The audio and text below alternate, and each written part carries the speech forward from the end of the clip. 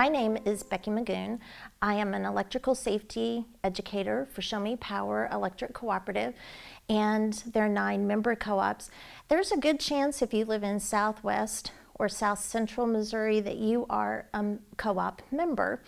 And you understand that electricity is dangerous. You probably even understand that it can kill.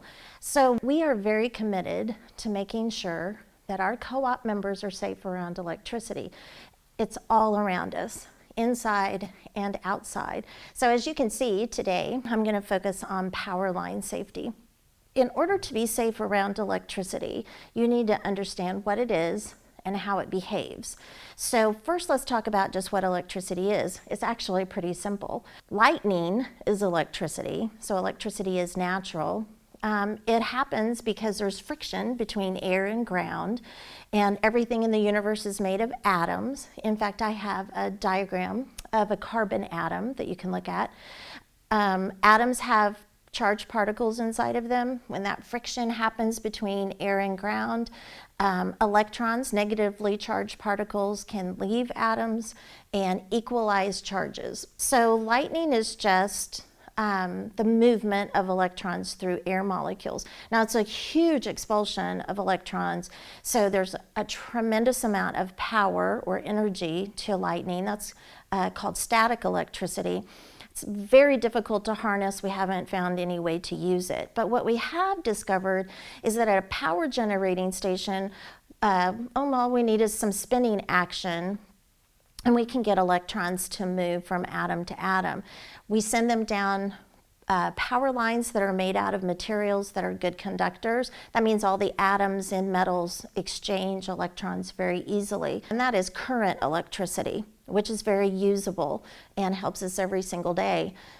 In order to get those electrons to make it all the way to your house, we actually have to apply a force to them.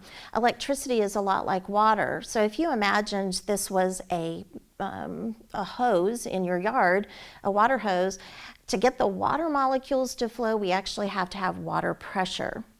So electrons act the same way. We have to have electrical pressure on the power lines to keep electrons moving. It takes incredible pressures to get electrons to move hundreds of miles. So power lines from the power station to the first substation, those are called transmission power lines. They can carry up to 345,000 volts in the state of Missouri. The taller the utility pole, the higher the voltage. Incredible pressures, you don't want to be anywhere close to it. Power lines in your neighborhood are called distribution power lines. They carry 7,200 volts. It's still incredibly powerful stuff. So that's the basics of what current electricity is, but there's some attributes of that electricity or some characteristics that I want you to be really clear on. What makes electricity so dangerous. This particular power line demonstration board can take 120 volts from a regular outlet and transform it to 15,000 volts of pressure. So I do use some safety equipment, and I'll talk about that in just a moment.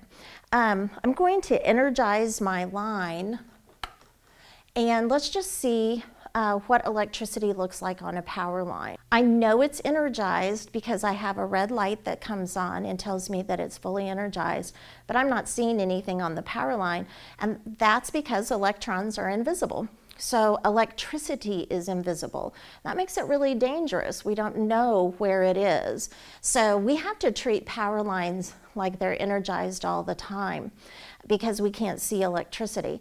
These electrons are under such tremendous pressure that they actually are seeking a path off of the line.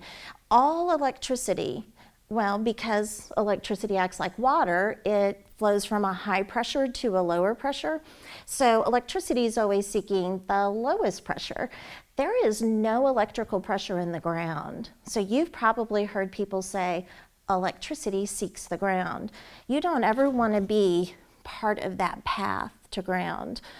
So there's no reason to get close to a power line. Now, to prove to you that there really is 15,000 volts on this line, I'm going to use a material that is a good conductor, like metal. We said that the atoms in metal exchange electrons easily. I'm going to use some safety equipment. This material, this rubber glove, lineman glove, is made out of a rubber. Doesn't have any kind of impurities in it. It's tested for up to 17,000 volts. So I'll be able to handle this metal rod when it's energized, and it won't be able to come to me to get to ground. So let's turn the power on the line, and I can show you that there really is 15,000 volts on that line. Now, I just got through telling you that electricity is invisible. You're not really seeing electricity. You're seeing the result of the electrons flowing through the air molecules, just like lightning. This would be a little miniature lightning bolt. It superheats the air molecules. Also, notice something real quick. I got that arc without even touching the power line. So yes, electricity can arc to you in order to find an easier path to ground. One other thing, I can get that arc even on the underside or sides of the power line. That's because power lines aren't coated with anything. They are actually bare wire. If we actually put a coating onto a power line, rubber or plastic, it would slow the electrons down. It wouldn't be very efficient, and it would heat up the wires. So power lines are bare wire. So because of that arc, how close can you get to a power line? Well, we have what, take my gloves off. We have what's called a 10-foot rule. We ask for you to stay 10 feet away from all power lines so that you can't get into the arc. Super easy to do because we put them on top of tall utility poles. So we'll keep the power lines away from you. You know, I think most people, they get the idea how dangerous power lines, and they don't try to get close to them. So we don't have people climbing utility poles. But somehow people do get into trouble with power lines, and it usually is if they're lifting tall things. Accidents with power lines in farming are rising because farmers are using larger and larger equipment. So I want you to be careful and think about when you're using tractors, combines, augers seem to get farmers into trouble. Anything that you lift up into the air, any kind of equipment, be very careful and think about power lines. We had a case in Iowa several years ago, a farmer who had over 40 years in farming, and it was actually not a tractor but a combine. His combine, for some reason, came into contact with overhead power lines. His family later said that they couldn't quite understand why he got into trouble because he knew a lot about electricity. So I do want to remind you, if your vehicle comes into contact with a power line, I'm going to use this as an example. Make sure that that wire is showing contact with a power line. I want you to remember that the safest place to be is inside the vehicle. Unfortunately, this farmer, even though he knew a lot about electricity, when he sensed there was a problem, he climbed immediately down from his combine and he was killed. If he had just stayed in the vehicle, he would be okay. So if you do make contact with overhead lines, make sure that you stay safely in the vehicle and you're not taking that step out where you become a path to ground. Other tall things that can get us into trouble are just everyday common things like a ladder. Probably one of our most common accidents with homeowners is with ladders. I'm going to show you what happens when you get too close to the power line with something that conducts electricity. Now, high voltage electricity really doesn't care what you're touching, what's in your hand. It's going to use any chance it can get to go to ground. But we had a case a couple of years ago, two older gentlemen painting a church. They had an aluminum ladder. Their friends said they had actually looked for the power line before they started to lift it. That was really good, but they weren't thinking about the wind that day. And the wind blew that aluminum ladder close to the power line. Did they have to actually touch it to get into trouble? They just got a little too close. The electricity arced to the ladder, whereas it headed to the ground, and they became part of that path to ground. Now, I'm going to lift this a little bit, and you can see down at the bottom of the ladder, electricity going to the ground. Your body is made up of almost 70% water, and that makes you a very good conductor of electricity. So before you lift anything tall, look up and live. We don't want anybody coming into contact with the power line. Sometimes power lines do break. We can have accidents or bad weather that can bring a power line down.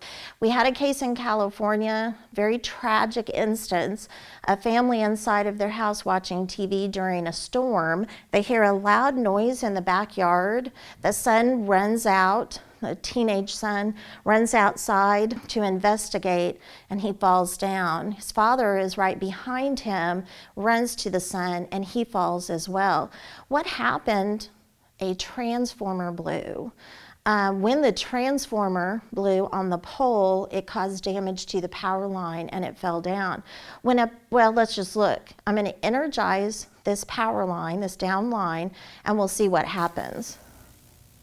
Well, you can't see anything. That's because it's touching ground. If I lift it a little bit, it's obvious that it's fully energized.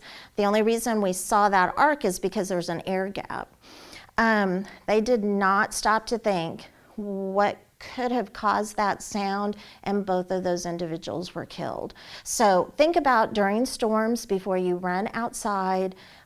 Think about down power lines, look overhead for damage, not just down on the ground. Oh, and I said that accidents can sometimes cause down power lines. I'm going to pull the tractor back up again. This structure on the side of the pole, this is called a guy wire, not a guy, not a girl wire, a guy wire. This guy wire is just stabilizing the pole, but we have incidences, especially with large equipment, people will run into the guy wire. Well, the guy wire's job is to stabilize the pole, keep it from falling down. We had a case where a farmer ran into a guy wire with some plowing equipment. It brought down this pole, and then because of the tension on the wires, it brought down 5 more poles. So please be careful when you're using equipment around power lines, utility poles and power lines, that you're watching for guy wires. They're really important. Car accidents are another big case where we see down power lines, and I want to give you an example. This just happened this past February in Texas. We had a 20-year-old young man driving with his girlfriend. I'm not sure how he lost control of the vehicle, but he lost control and he hit a utility pole. They both had sustained some minor injuries, probably because of the airbags deploying. But they were both still alive and in good shape. I'm going to energize my vehicle because when he hit the utility pole, the power line came down and made contact with the ground around the vehicle. Notice something. This is fully energized, and this guy is touching the vehicle and nothing is happening. Unfortunately, this 20-year-old decided to take a step out of the vehicle and he was killed. If he had just stayed inside of his car and waited for help to come, like his girlfriend did, she's alive today and he's not. So why is he safe inside? Why are you safe inside the vehicle? Well, do you remember before I said the only time you get hurt by electricity is to be part of that path between 2 voltages? If you're inside the vehicle, you're actually just like a bird sitting on a wire. Nothing will happen to you because you're only holding on to 1 voltage. When the power line energizes this vehicle, it's all the same voltage. Or think of it this way, the same pressure. Voltage just measures the pressure. So at 1 pressure, electrons won't flow through you. But as soon as you step out of the vehicle, you're now at 2 pressures. You're in contact with the higher voltage of the vehicle and the lower voltage in the ground. You become that path for the electrons to travel. So where's the safest place to be if you're in an accident with a down power line or a utility pole? Inside the vehicle. Please stay right where you are. You can touch anything in the vehicle. It's all the same pressure. You can get your cell phone out. You can call for help and wait for somebody to come and rescue you. This structure right here is called a transformer 2. It's a green metal box on the ground. Please treat it just like a power line. If there's damage, if you run into a transformer, then the high voltage wires underneath the ground that it's servicing could be damaged. Same thing applies. Where's the safest place to be? Inside the vehicle. Now, I've covered a couple of different accidents that can happen with the structures. You may actually have some other questions that you want to ask. I would be glad if you wanted to email me at beckymcgoon@shomepower.com, or your teacher can forward that to you. I would love to come to your classrooms, so teachers just contact me for further information. My programs include videos and more information than this short video. I also speak to community groups, so I would be glad to come and visit and share more about electrical safety. Have a great Farm Safety Week, and I hope to see you soon.